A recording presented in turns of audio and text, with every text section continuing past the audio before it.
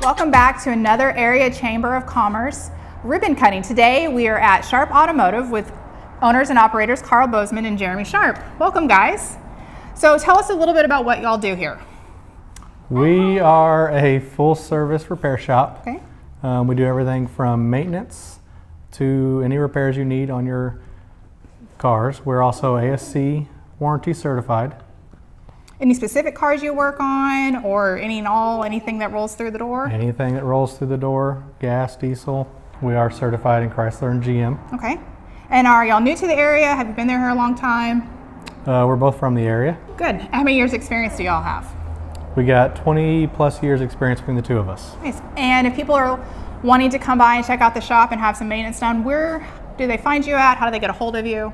Our address is 1419 Highway 62 West. We're on the corner of 62 and Wade, just down the street from ASU. Okay. You have a phone number? 870-701-3566.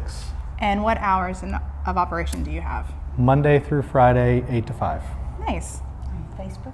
Yeah, do you have a Facebook account? We do have a Facebook account, Sharp Automotive. Pretty simple. Y'all ready to cut the ribbon? Sure. Okay. Yeah.